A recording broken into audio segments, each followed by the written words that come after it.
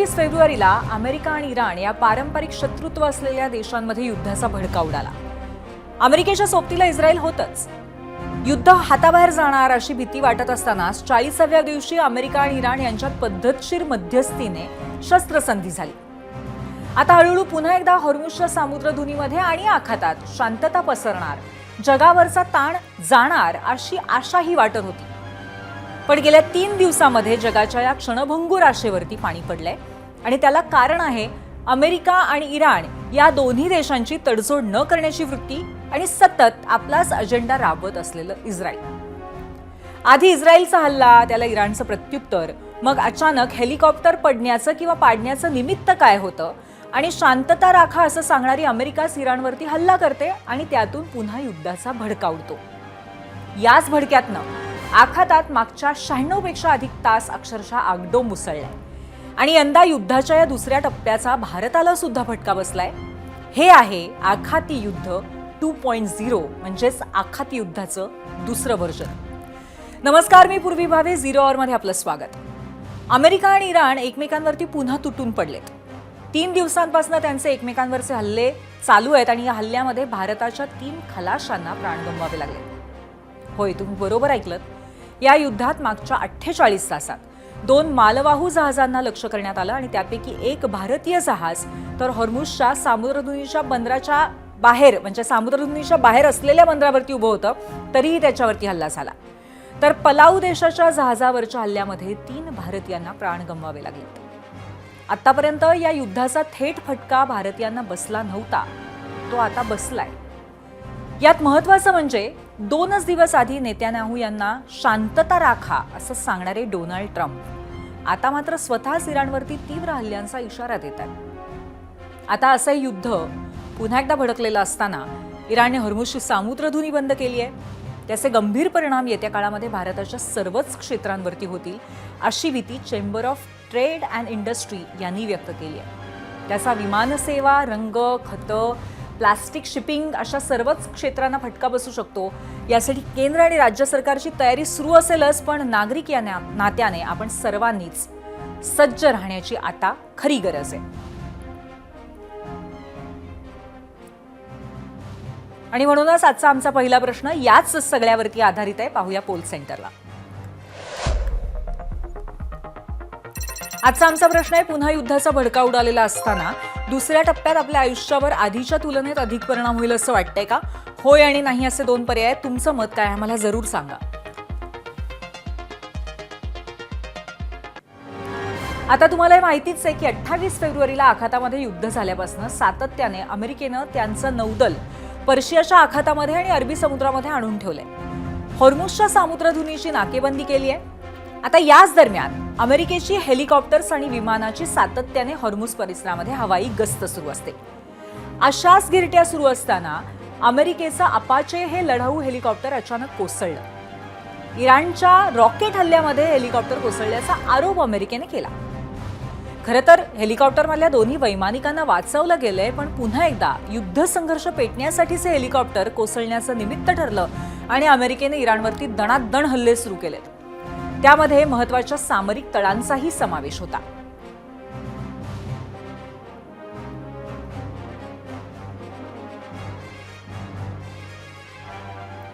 तर हे हेलिकॉप्टर पडल्यामुळे किंवा पाडल्यामुळे अमेरिकेचा राग अनावर झाला आणि त्यांनी लगेच इराणवरती हल्ले सुरू केले। ते अपाचे हेलिकॉप्टर नेमकं काय आहे हे आपण ग्राफिक्सच्या माध्यमातून बघूयात। जगातील सर्वोत्तम लढाऊ हेलिकॉप्टर्सपैकी एक अशी या अपाचेची ओळख आहे। एकाच वेळी गोळीबार, रॉकेट आणि क्षेपणास्त्र डागण्याची याच्यात क्षमता आहे। अत्याधुनिक रडार संचालित क्षेपणास्त्र डागणारी यंत्रणाही याच्यामध्ये आहे आणि 3 प्रकारचे कॅमेरे आणि रडारद्वारे शत्रूवरती 4ही बाजूने देखरेख ठेवता येते। 20,000 फूट उंचीवरती उडण्याची याची क्षमता आहे आणि जगातले सुमारे 19 देश या हेलिकॉप्टरचा वापर करतात।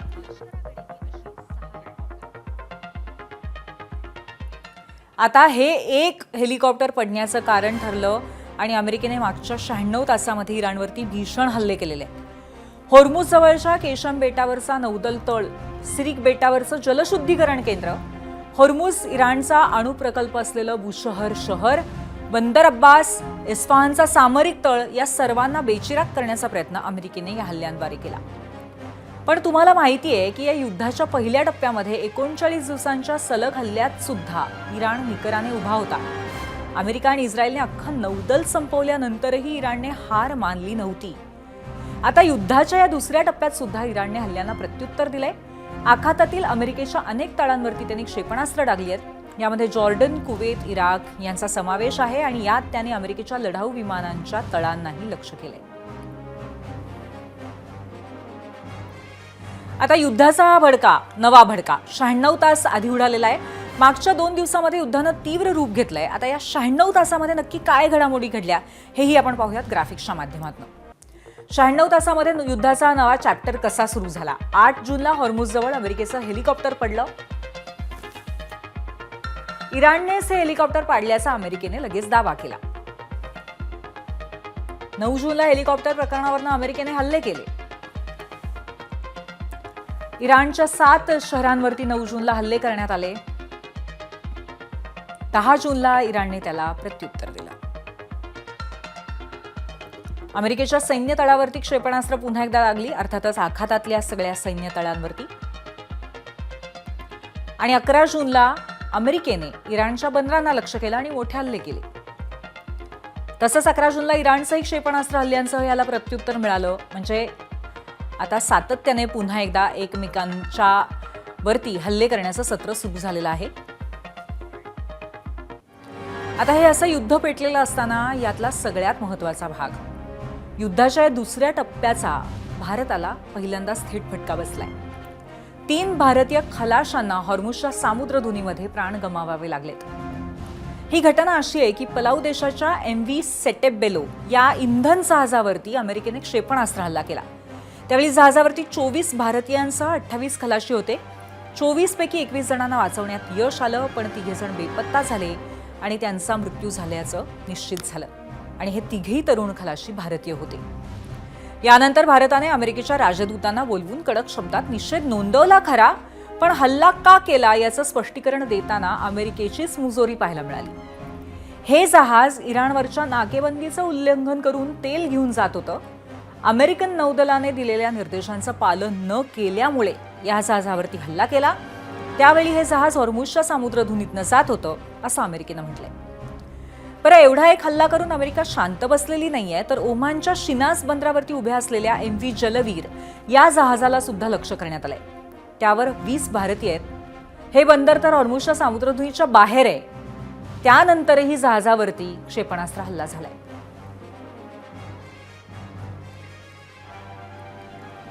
अर्थात आता युद्ध भडकण्याचे पुढचे परिणाम काय होणार.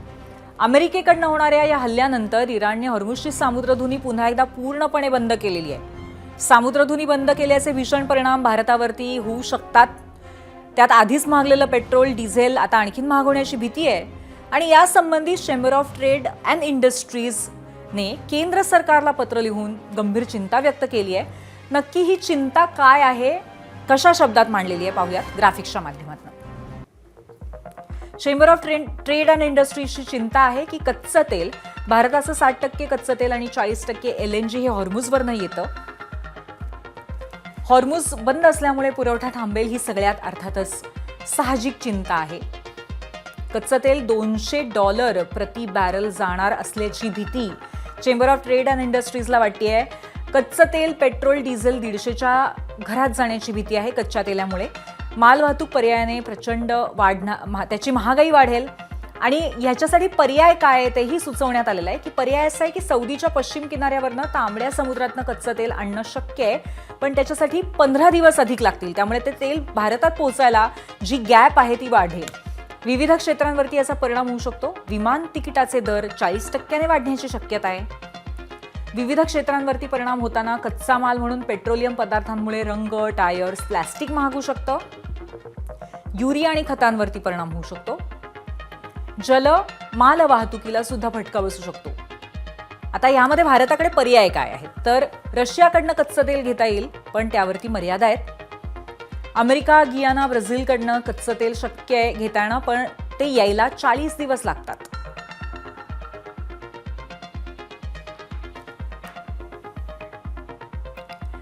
त्यामुळे अर्थातच प्रश्न मोठे आहेत आणि त्यामुळे यंत्रणांना सुद्धा चिंता वाटते. तुम्हाला माहिती आहे की युद्धाचा थेट फटका हा सर्वात आधी कच्च्या तेलाला बसतो आणि आत्ताही तसंच झालंय.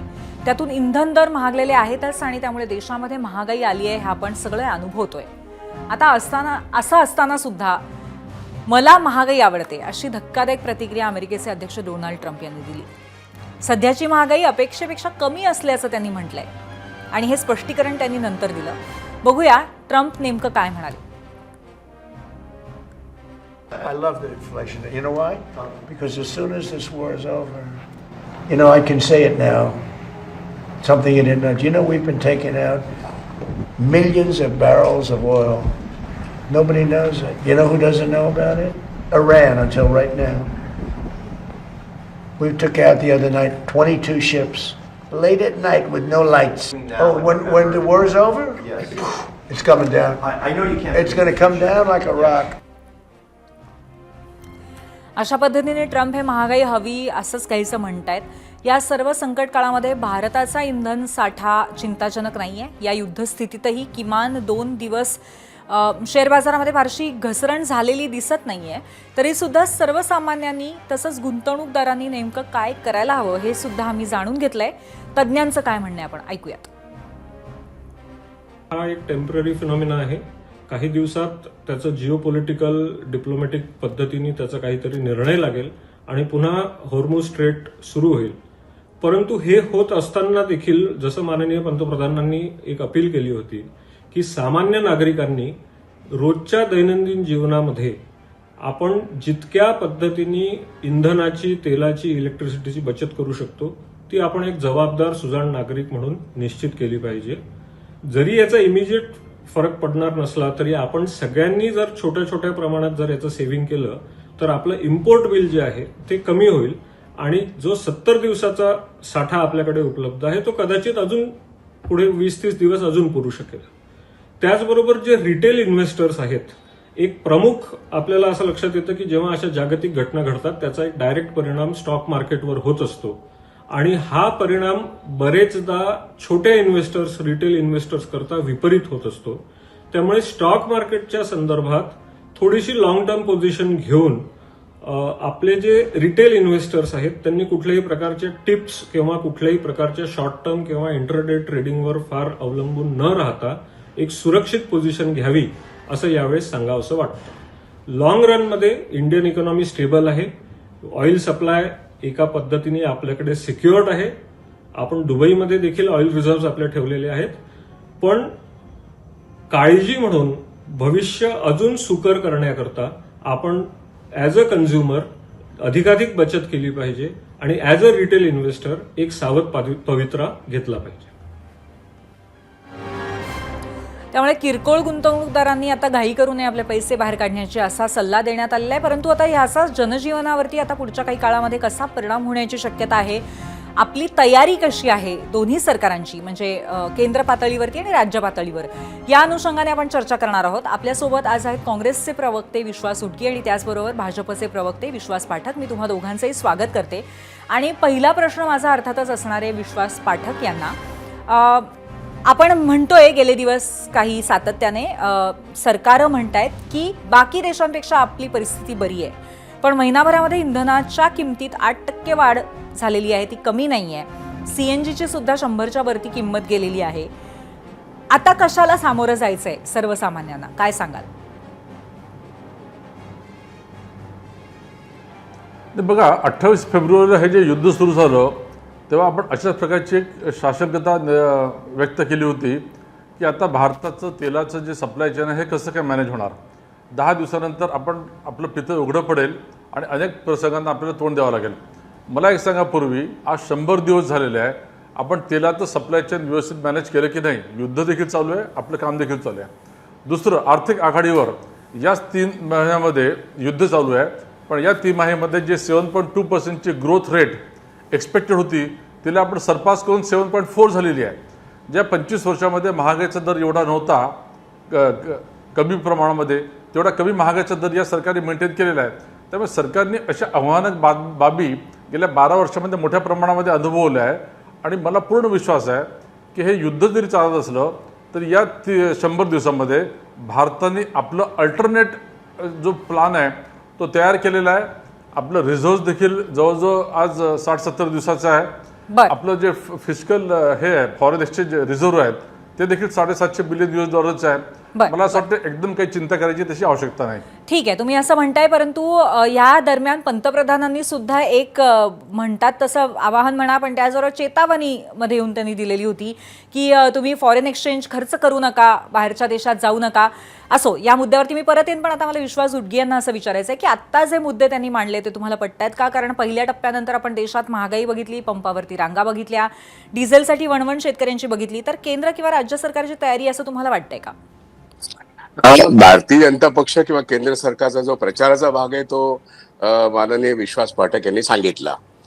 पण स्वतः पंतप्रधान यांनी भारतीय जनता पक्षाच्या हैदराबादच्या मीटिंगमध्ये जनतेने कंबर कसावी आणि मग त्यात सोनं खरेदी करू नका किंवा बचत करा, ऑस्टेरिटी मेजर्स त्यांनी घेतले आणि त्यांनी स्पष्टपणे सांगितलं की आपल्याला महागाईला नुसतं नव्हे तर फार मोठ्या संकटाला सामोरं जायचं आहे. म्हणून त्यांनी 5-6 मुद्दे सांगितले.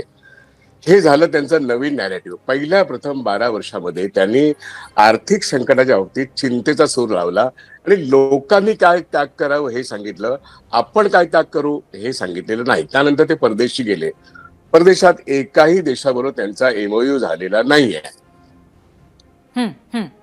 एकाही देशाबरोबर त्यांचा एमओयू झालेला नाहीये. भले त्यांनी मेलडी दिलेली असेल, हा भाग सोडून द्या, पण एकाही देशाबरोबर त्यांचा एमओयू झालेला नाहीये. अमेरिकेबरोबरचा डील होऊ घातलेला, युरोपियन युनियनवरती वाटाघाटी चालू आहेत आणि ह्या सगळ्या परिणामी भारतीय अर्थव्यवस्थेचे प्रमुख जे घटक आहेत, शेती व्यवस्थेत अत्यंत वाईट परिणाम होतो. युरियाचे भाव वाढलेले आहेत आणि आता तुम्ही जे रिपोर्टिंग केलं सुरुवातीला की हा जो युद्ध आहे, आखाती युद्ध, त्याचा दुसरा टप्पा खूप मोठ्या प्रमाणात आहे. हा दुसरा टप्पा नव्हे, हा पहिलाच टप्पा 28 फेब्रुवारीपासून रोजच युद्ध चालू आहे.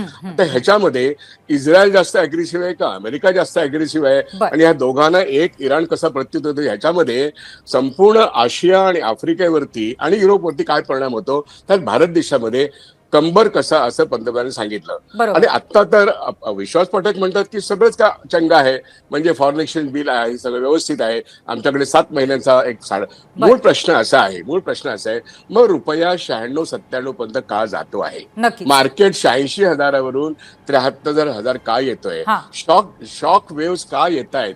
आता तुम्ही स्वतः सांगितलं की क्रूड ऑइलचा दर हा 200 पर्यंत जाणार आहे. नक्कीच. विश्वास उटगीजी, उत्तर घेऊया आपण मी पुन्हा तुमच्याकडे येते. विश्वास पाठकजी, याच्यावरती उत्तर काय तुमच्याकडे? एक तर मी विश्वासजी उटगींना सांगू इच्छितो की हे ऑस्टेरिटी मेजर्स नाही. हे ऑस्टेरिटी मेजर हा चालवलेला एक असा शब्दप्रयोग आहे. ऑस्टेरिटी मेजर्स म्हणजे जेव्हा तुम्ही संकटात असतात तेव्हा मोदीजींनी एक प्रिकॉशनरी ॲक्शन म्हणून आपलं $750 बिलियन जे फॉरेन एक्सचेंज रिझर्व्ह आहेत, जे 11 महिने चालू शकतं, ते जास्तीत जास्त टिकावं. रुपयाचं जरी डिव्हॅल्युएशन झालं आंतरराष्ट्रीय स्तरावर जे काही चालू आहे, किंवा आपल्याला इम्पोर्ट बिल जर आपलं वाढलं तर आपण काही मेजर्स घेऊन स्वतःला तयार करावं, अशा प्रकारचं हे प्रिकॉशनरी मेजर्स आहेत. दुसरं, मोदीजी जेव्हा 5 देशांमध्ये गेले तो पूर्वनियोजित दौरा होता आणि प्रधानमंत्र्यांनी हे दौरे करणं अपेक्षित असतं. उद्धव ठाकरेंसारखं घरामध्ये बसून सरकार चालवता येत नाही आणि त्या 5 देशांबरोबर काही ना काही करार झालेले आहेत. उडगीजी, जरा तुम्ही तपासा 5 देशांमध्ये करार झालेले याच्यामध्ये एक सर्वसामान्यांच्या पॉइंट ऑफ व्ह्यूने असा प्रश्न पडतो की देशातील इंधनाची गरज, उपलब्ध होणारं कच्चं तेल, युद्धाआधी आणि नंतरची स्थिती, या सगळ्यांबद्दल केंद्र सरकार श्वेतपत्रिका का काढत नाहीये किंवा एक काहीतरी एस्टिमेटेड कुठल्याही पद्धतीची चेतावणी क्लिअरली का नाही दिली जाते? उटगीजी, येते तुमच्याकडे. एक उत्तर एवढं 1-2 मिनिटात घेऊया आपण. विश्वासजी बोला. पाठक, मला सांगा की सरकारचे प्रवक्ते सगळ्या गोष्टी समोर येऊन सांगतात आहे. किती दिवसाचं पेट्रोल आपल्याकडे आहे, अल्टरनेटिव्हली आपण 40 दिवसाचं जरी लागत असलं तरी आपण व्हेनेझुएलावरनं पेट्रोल घेतोय, आपलं ऑइल घेतोय, रशियाकडनं आपण ऑइल घेतोय. मला सांगा या 100 दिवसामध्ये कुठेतरी तुम्हाला भारत संकटात असं दिसलं का? हो, ठीक आहे. तुमचं असं म्हणणं आहे की सगळं ट्रान्सपरंटली सांगितलं जात आहे. ठीक आहे. विश्वासजी, तुमच्याकडे येते, नंतर येते मी. विश्वास उटगीजी, बोला आपण. पंतप्रधानांनी असं सांगितलं की आता तेलाचे भाव वाढतील, सहन करा. आता ते तेलाचे भाव आतापर्यंत 4 वेळा वाढलेले आहेत आणि आता तुम्ही सांगितलं जवळजवळ 18 रुपयाने भाव वाढलेले आहेत. आता मुद्दा असा की तेलाचे साठे युद्धाच्या आधी जे इराणने जहाजं पाठवली तेच तेल आपल्याकडे आता संपत आलेलं आहे. म्हणून काही महत्वाच्या भारताच्या A1 सिटी ज्या आहेत, दिल्ली, मद्रास, कलकत्ता या ठिकाणी आता पेट्रोल डिझेल मिळतं, CNG कमी मिळतं, पण LPG गायब आहे. गेले 3 महिने संपूर्ण भारतामध्ये LPG नाही म्हणून रेस्टॉरंट बंद आहेत. मुंबईमध्ये रेस्टॉरंट बंद आहेत. ही वस्तुस्थिती मी डोळ्या आणि शिवाय मुंबईच्या बाहेर जिल्ह्याच्या ठिकाणी, तालुक्याच्या ठिकाणी कोणतं रेस्टॉरंट बंद आहे? सोडून द्या. उडगीची मुंबईला कोणतं रेस्टॉरंट बंद आहे? एक नाव सांगा. मुंबईमध्ये उडगीची एक रेस्टॉरंट कोणतं बंद आहे? 2000 रेस्टॉरंट तुम्ही बंद मुंबईत आहे, आहे. मी मुंबईत आहे. 2000 रेस्टॉरंट बंद आहे. तुम्ही मंत्रालयाचं कॅन्टीन पण बघून घ्या. सांगा. मंत्रालयाचं कॅन्टीन पण बघा. मंत्रालयाचं कॅन्टीन पण बघा. ते सोडून द्या. आता मुद्दा असा, तुम्ही जरा ऐकायला शिका की जिल्ह्याच्या पातळीवरती पेट्रोल पंपावरती रात्र रांगा का लागतात? गाड्यांच्या लाईनी ठिकठिकाणी जिल्ह्याला का दिसतात? आणि इथे पाठकजी असं पेट्रोल म्हटलं आणि जातं की अनेक होर्डिंग आहे. रेस्टॉरंट होर्डिंग ओनर्सना आणि मुंबई- ब्लॅक मध्ये सिलेंडर विकत घ्यायला लागतायत, अशी आताची घेतायत, परिस्थिती असं ब्लॅकमध्ये सांगितलं जात घेतायत. आहे. आणि LPG नाही, फक्त आता पेट्रोल डिझेलचे भाव वाढलेत, पण LPG मिळतच नाही. आता घराघरामध्ये जिथे पाईपाने गॅस मिळतो तिथे शहरात ठीक आहे, पण गॅस सिलेंडर नाही मिळत. संपूर्ण देशभर हाहाकार आहे आणि त्या बातम्या माध्यम छापत नाहीत. त्यामुळे तुम्ही काही बोललं तरी लोकांना त्रास सहन करावा लागतोय. आणि म्हणून तेलाचे भाव वाढलेले आहेत आणि ते भारतभर वाढलेत आणि तेलाच्या कंपन्यांचे नफे कमी होत आहेत. म्हणून पंतप्रधान सांगतायत की बाबांना सांभाळून.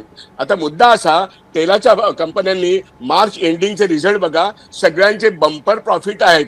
कुठे तोटा झालाय त्यांना? बँकांना प्रॉफिट आहे. ठीक आहे, कुठे तोटा झालाय? आपण विचारूया पाठकजी, याच्यावरती काय उत्तर आहे तुमच्याकडे? कुठे तोटा झालाय त्यांना? पण पंतप्रधान त्यांच्या वतीने बोलतायत. स्वतः मुख्यमंत्री देवेंद्र,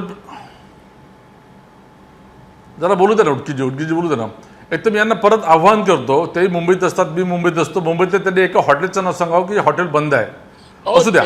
स्वतः मुख्यमंत्री देवेंद्रजी फडणवीस यांनी सांगितलं की आपण जो काही सप्लाय केलेला आहे, ऐका ना उडकीजी, आपण ऐकून घेऊया.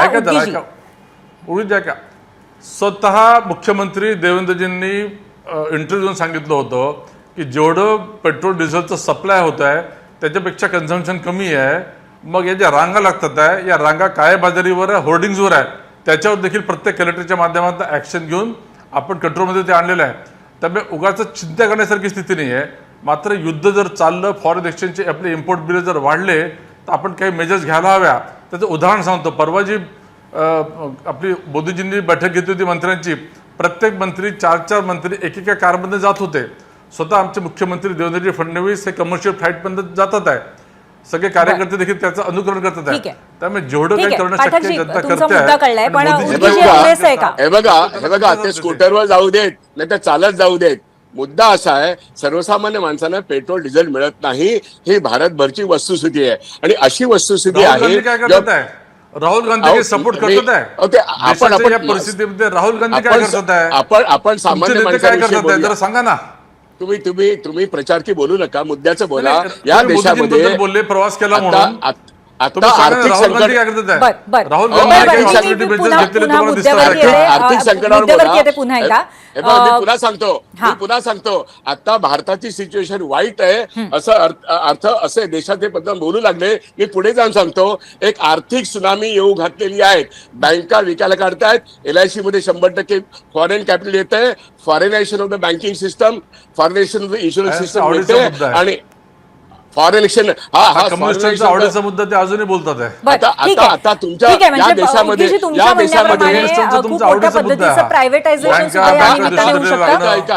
ऐका या देशामध्ये पंतप्रधान बोलतात एक आणि करतात वेगळं. आता त्यांना फायनान्शियल सेक्टर आणि पब्लिक सेक्टर हा पूर्णपणे हातावेगळा करायचा, म्हणजे विकायचा आहे. मला असं वाटतं की हा मुद्दा भरकटतोय. आपण हळूहळू प्रायव्हेटायझेशनच्या विषयाकडे वळायला लागलोय. परंतु तुमचा मुद्दा कळलाय उडगीजी, तुमचा मुद्दा कळलेला आहे की याच्या माध्यमातून आणखीन एक वेगळ्या पद्धतीचं संकट कुठेतरी येण्याची शक्यता आहे. मोठं संकट येणार आहे नक्कीच. आता म्हणूनच मला असं विश्वास पाटकांना असं विचारायचं आहे की पेट्रोल डिझेल जीएसटीच्या कक्षेत आणले तर हे दर लगेच नियंत्रणात येतील असं सातत्याने म्हटलं जातंय. मग हा निर्णय जीएसटी परिषद घेणार असली तरी सरकारकडनं तशी पावलं का उचलली जात नाहीयेत? नाही, जीएसटी मध्ये सरकारचं म्हणणं 1/3 आहे, बाकी राज्यांचंच आहे. मी आता तुम्हाला सांगतो की केरळ राज्याने त्याचं प्रपोजल आणावं. याच्यावर जेव्हा साधक बाधक चर्चा झाली होती तर काही विषय जसं जीएसटी होता, आपलं जीएसटी ऑन पेट्रोलियम प्रोडक्ट्स, हा सगळ्या राज्यांनी साधक बाधक विचार करून तो वेगळा ठेवला होता. जर त्याच्यावर एक वाक्यता झाली तर भारतीय जनता पक्ष देखील त्याचं स्वागत करेल. भारतीय जनता पक्षाने त्याला कधी विरोध केला नाही. पण विश्वास पाठकची देशामध्ये बहुसंख्य राज्यांमध्ये तुमची सरकार आहे, तुम्ही फक्त केरळकडे का बोट दाखवताय? हो, राज्यांना जिथे भाजप विरोधी सरकार आहेत म्हणून म्हणतो की प्रत्येक राज्याने तेव्हा साधक बाधक विचार करून त्याला वेगळं ठेवलं होतं. राज्याचा ताळेबंद टिकवण्यासाठी, राज्याचा ताळेबंद त्यांना टॅली करण्यासाठी त्यांनी एक बॅलन्सिंग फिगर असा ठेवलेला होता जो बदलता येईल. भारतीय जनता पक्ष त्याच्या विरोधामध्ये नाही आहे. चला आपण सुरुवात करूया. केरळ राज्याने प्रपोजल आणावं, काँग्रेसचं राज्य आहे ना, केरळने प्रपोजल आणावं, भारतीय जनता पक्ष त्याला स्वीकारेल. बोट दाखवताय जर तुमच्या बहुतांश राज्यामध्ये तुमचीच इथे सत्ता असताना. ते सांगतो की याच्यावर साधक बाधक चर्चा झालेली आहे.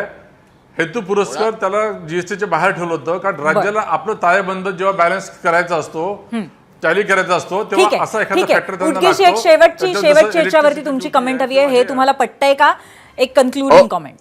केंद्र सरकारचं म्हणणं आणि भाजप सरकारचं म्हणणं जे आहे ना ते स्वतःच्या डिफेन्समध्ये आहे.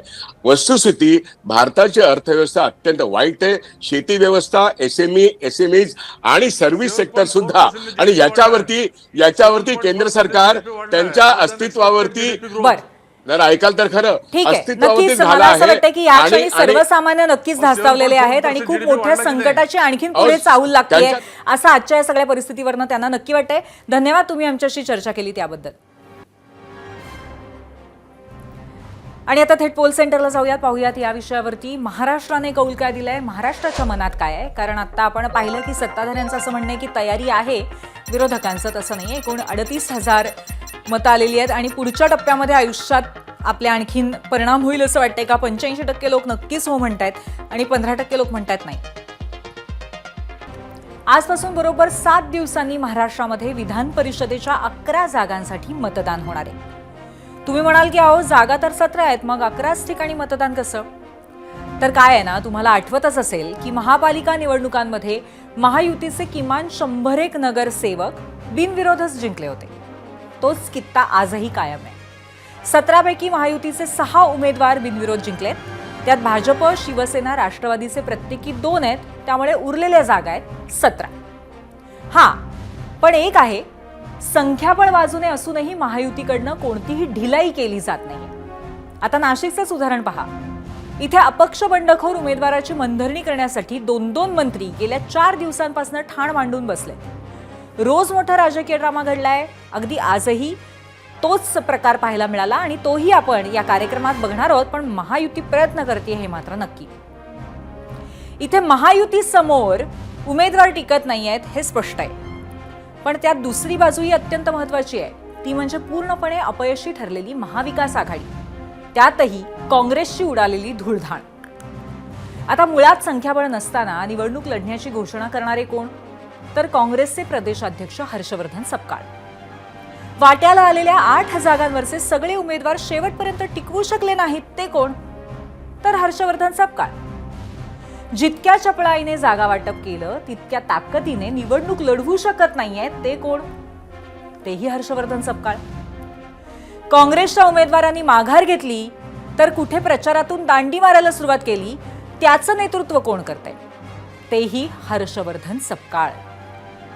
आणि हे सपकाळजी मात्र काँग्रेसचे उमेदवार मैदानात टिकत नाहीत म्हणून महायुतीला धारेवर धरतायत.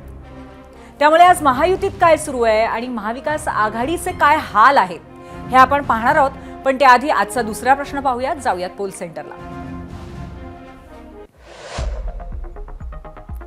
आजचा 0 आवरचा दुसरा प्रश्न आहे, काँग्रेस उमेदवारांची कुठे माघार तर कुठे नॉट रिचेबल.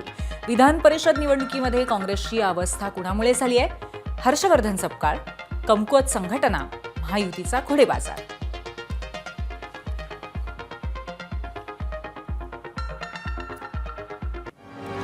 आता तुम्ही म्हणाल की ठाकरेंची सेना, पवारांची राष्ट्रवादी, त्यांच्याही उमेदवारांनी माघार घेतली आहे ना, मग प्रश्नामध्ये फक्त काँग्रेसचाच उल्लेख का? तर सांगते. काँग्रेसने एकूण 8 मतदारसंघांमध्ये उमेदवार दिले. त्यापैकी यवतमाळ, वर्धा, चंद्रपूर, गडचिरोली, नांदेड, भंडारा, गोंदिया अशा 4 मतदारसंघामध्ये काँग्रेस उमेदवारांनी शेवटच्या दिवशी अर्ज मागे घेतले. तर सोलापुरामध्ये काँग्रेसच्या उमेदवाराचा अर्जच बाद झाला.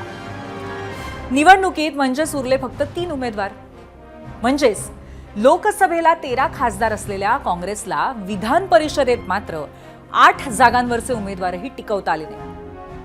असो, आता उरलेल्या 3 जागा कोणत्या होत्या तर एक धाराशिव लातूर बीड, दुसरी अमरावती आणि तिसरी नागपूर. या 3 पैकी 2 जागांवरही गोंधळ सुरू आहे. पहिली नागपूर आणि दुसरी अमरावती. नागपुरामध्ये काँग्रेसचे निष्ठावंत नेते आणि राष्ट्रीय प्रवक्ते अतुल लोंढे रिंगणात आहेत, पण त्यांच्या उमेदवारीमुळे काँग्रेसच्या 20 नगरसेवकांनी वेगळं पॅनल स्थापन केलं आणि भाजपचे नेते आणि महसूल मंत्री चंद्रशेखर बावनकुळेंची भेटही घेतली. म्हणजेच तिथे उमेदवार टिकला पण मतदार पळाले. आता दुसरी जागा अमरावती. इथे तर माजी मंत्री यशोमती ठाकूर विरुद्ध विधान परिषदेचे काँग्रेसचे उमेदवार हर्षजित देशमुख असा एक वेगळाच सामना रंगलाय. त्याचं झालं असं की हर्षजित देशमुख गेल्या 3 दिवसांपासून हॉस्पिटलमध्ये आहेत. त्यांना डॉक्टरांनी प्रचार करण्यापासून रोखलंय असा दावा देशमुखांनी केलाय. त्यांना म्हणे धाप लागतेय आणि त्यांची हीच धाप यशोमती ठाकूरांना मात्र काही पटलेली नाहीये. कारण हर्षजित देशमुखांच्या आजाराच्या मागे भाजपचा आर्थिक गणित तर नाहीये ना असा सवाल त्यांनी उपस्थित केलाय. म्हणजेच काय तर इथे उमेदवार ना प्रचारात ना मैदानात, पण तरीही निवडणुकीमध्ये अप्रत्यक्षरित्या इथे सुद्धा महायुतीचाच उमेदवार पुढे असणार आहे. आणि आता तिसरी जागा जिथे तर काँग्रेसचा उमेदवारही नव्हता ती आहे पुण्याची. काँग्रेसनं या जागेवरती दावा करावा अशी मागणी पुणे जिल्हाध्यक्षांनी केलेली होती. मात्र सपकाळांनी ही जागा जाणीवपूर्वक पवारांच्या राष्ट्रवादीला सोडल्याचा आरोप पुणे काँग्रेस जिल्हाध्यक्ष अरविंद शिंदेंनी केला. त्यांनी तर थेट दिल्लीमध्ये तक्रार केल्याचंही सांगितलं. तर ही एक अशी गत आहे की राज्यातनं सर्वाधिक खासदार असलेल्या आणि देशातल्या सर्वात जुन्या राष्ट्रीय पक्षाची, त्यातच आज दिल्लीमध्ये काँग्रेसच्या वर्किंग कमिटीची बैठक झाली जिथे महाराष्ट्राचे प्रदेशाध्यक्ष हर्षवर्धन सपकाळही होते. जेव्हा विधान परिषदेतल्या सगळ्या गोंधळावरती त्यांना विचारलं तेव्हा ते काय म्हणाले तुम्हीच पहा. हे सगळं जे आपण बघतोय ऐकतोय या मागचं जे कारण आहे पैशाचा प्रचंड मोठा वापर, घोडेबाजार चालणं, दबाव आणलं. फ्री अँड फेअर इलेक्शन झाले पाहिजे म्हणून निवडणूक आयोगाने सरकारी काही करत नाही. तर राजकारणामध्ये मतांची भिन्नता असते, वेगवेगळे पक्ष असतात आणि आपण आपापल्या पक्षाचा प्रचार करायचा आणि मतदान घ्यायचं, ही एकंदरीत पद्धत जी आहे ही गुंडाळून ठेवल्या जात आहे. जर भारतीय जनता पक्ष स्वतःला एवढी स्ट्रॉंग म्हणती आहे तर हा उमेदवारांचा खरीद फरोशचा जो धंदा लावला आहे हा काय, याचा अर्थच भारतीय जनता पक्षाच्या पायाखालची जमीन कुठेतरी ही घसरत चाललेली आहे. त्यामुळे आता किंबहुना आताही सपकाळ महायुतीवरती खापर फोडतायत. अर्थात त्या महायुतीकडे पुरेसं संख्याबळ आहे आणि 17 पैकी 17 जागा जिंकण्याची दाट शक्यताही आहे. पण 2 ठिकाणी मात्र महायुतीत इतका ड्रामा आहे की त्यापुढे महाविकास आघाडीचा ढिसाळपणा सुद्धा फिका पडतोय. ही 2 ठिकाणं कोणती तर पहिलं नाशिक आणि दुसरी जळगाव. दोन्ही जागांचं विश्लेषण करण्याआधी जरा गणित सांगते. 17 जागांपैकी 11 भाजप, 4 शिवसेना आणि 2 राष्ट्रवादी काँग्रेस असं महायुतीचं जागा वाटप आहे. त्यात प्रत्येकाचा 2-2 जागाच्या ठिकाणी बिनविरोध निवडणुका होणार आहेत. त्यामुळे तसं पाहिलं तर राष्ट्रवादी निवडणुकीतनं सेफली आधीच बाहेर पडली आहे. शिवसेनेच्याही 2 जागा उरलेल्या आहेत. त्यातही एक जागा म्हणजे नाशिक आणि दुसरी परभणी. आता दोन्ही ठिकाणी शिंदे विरुद्ध ठाकरे असा सामना होईल असं चित्र होतं. पण असा सामना आता फक्त परभणीतच रंगणार आहे कारण नाशिकामध्ये ठाकरेंनी उमेदवारच दिलेला नाहीये. पण तरीही नाशिकमध्ये शिंदेंच्या शिवसेनेची दमछाक होतीये कारण भाजप बंडखोर गणेश गीते यांचे बंधू गोकुळ गीते यांची उमेदवारी. 4 जूनला विधान परिषदेची उमेदवारी मागे घेण्याचा दिवस होता. त्या दिवशी मंत्री गिरीश महाजन, मंत्री उदय सामंत यांनी मध्यस्थी करूनही गोकुळ गीतेंनी अर्ज मागे घेतला नाही. उलट 5 जूनपर्यंत गोकुळ गीतेनं शिवसेनेचा पर्यायानं आणि महायुतीचे अधिकृत उमेदवार नरेंद्र दराडेंच्या विरोधातही प्रचार सुरू केला. 5 जून ते आज 11 जून हे 6 दिवस मंत्री उदय सामंत असो की मंत्री गिरीश महाजन दोघांनी किमान 4 वेळा नाशिक दौरे केले. गणेश गीतेंच्या माध्यमातून गोकुळ गीतेंच्या मनधरणीचे प्रयत्नही केले. मनधरणीसाठी गोकुळ गीतेंना मुंबईलाही आणण्यात आलं. पण काहीही झालं तरी माघार नाही अशाच भावनेत गीतेंनी प्रचार सुरू ठेवला. आजही दोन्ही मंत्र्यांनी पुन्हा गोकुळ गीतेंची भेट घेतली. आणखी एक मंत्री सोबतीला होते म्हणजेच दादा भुसे. उत्तर महाराष्ट्रातील भाजपसह शिवसेनेच्या बड्या नेत्यांनाही सोबत नेलं. इतक्या मंडळींसमोर चर्चेला सुरुवात झाली. नरेंद्र दराडेही तिथेच होते. चर्चा सुरू झाली, पण गोकुळ गीतेंची देहबोली मात्र काहीतरी वेगळंच सांगून जात होती. 1.5-2 तासांच्या चर्चेनंतर गिरीश महाजनांनी माध्यमांना बोलवलं आणि वाद मिटलाय असं जाहीर केलं. पण खरंच असं झालंय का ही शंकाच आहे. कारण गिरीश महाजन यांच्या पत्रकार परिषदेतील गोकुळ गीतेंची देहबोली, संपूर्ण पत्रकार परिषद गोकुळ गीतेंच्या चेहऱ्यावरती स्पष्ट दिसत होतं की गोकुळ गीते मनापासून मागे हटले नाहीयेत आणि यावर गोकुळ गीतेंनीच शिक्कामोर्तबही केलं. तुम्हीच पहा. माझ्यावर कशा प्रकारचे अतिरेक झाले, अटॅक झाले तरी मी त्यावेळेस नमलो नाही. आता पण घाबरायचं काही कारण नाही. पण त्या ठिकाणी सगळ्यांचा समन्वय राहिला पाहिजे. पार्टीने भावना त्या ठिकाणी नगरसेवक केलं, वहिनी पण नगरसेवक आहे. तुम्ही आता लोक म्हणतील का अगोदर तुम्हाला कळलं नाही का, पण कार्यकर्त्यांचा रेटा होता आणि या मतदारसंघात प्रचंड अशी नाराजी होती. या दोन्ही माणसांना लक्षात आलेली, त्यांना समज दिलेली आहे. आपण पण विचारलं आतमध्ये, पण मी त्यांना ते सांगितलं की आमदार म्हणून त्या ठिकाणी लोकांच्या नजरेत आपण चांगल्या पद्धतीने उतरा. 2-2 आमदार काय आपल्या घरात आहे आणि लोकांचे कामं करा. आम्हाला बाकी काय, आमच्या माध्यमातून आम्हाला लोकांचे कामं करा, तुमच्या माध्यमातून करा, बाकी काही नाही. दराडेंना तुम्ही थेट पाठिंबा देऊन त्यांच्या प्रचारात उतरणार आहात का? गणेश भाऊ आणि बाकी आमच्या वहिनी त्या ठिकाणी आहे ते. आणि हे बाकीचे प्रश्न तुम्ही पहिले सामंत साहेबांना विचारा. म्हणजे काही का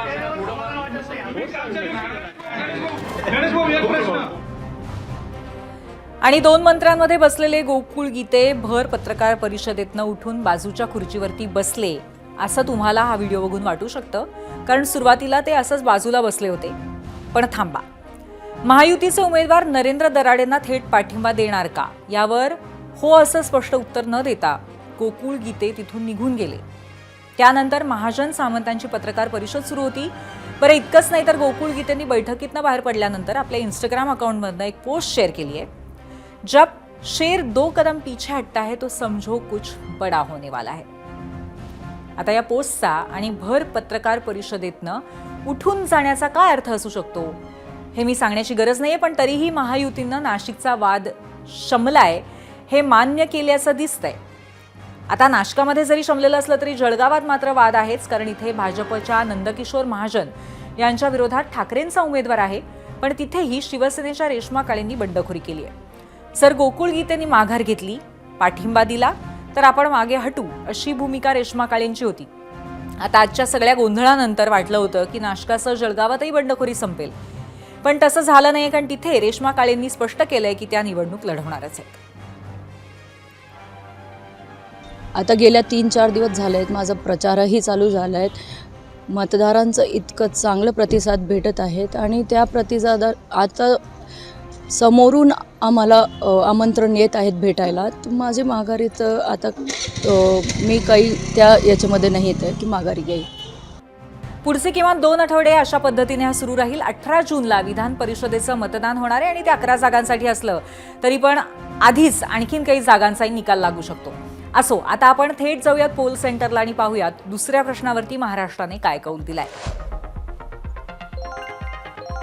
काँग्रेस उमेदवारांची कुठे माघार तर कुठे नॉट रिचेबल. विधान परिषद निवडणुकीमध्ये काँग्रेसची अवस्था कुणामुळे झाली? 48,000 मतं आली आहेत आणि त्यामध्ये महायुतीचा घोडेबाजार हे सगळ्यात महत्त्वाचं कारण लोकांना वाटतंय. 59% लोक तसं म्हणतायत. संघटना कमकुवत झाली आहे असं 23% लोकांना वाटतंय आणि हर्षवर्धन सपकाळ व्यक्तिगतरित्या जबाबदार असल्याचं 18% लोकांना वाटतंय. आणि याबरोबरच 0 आवरमध्ये आज आपण इथेच थांबतोय. पाहत रहा ABP माझा.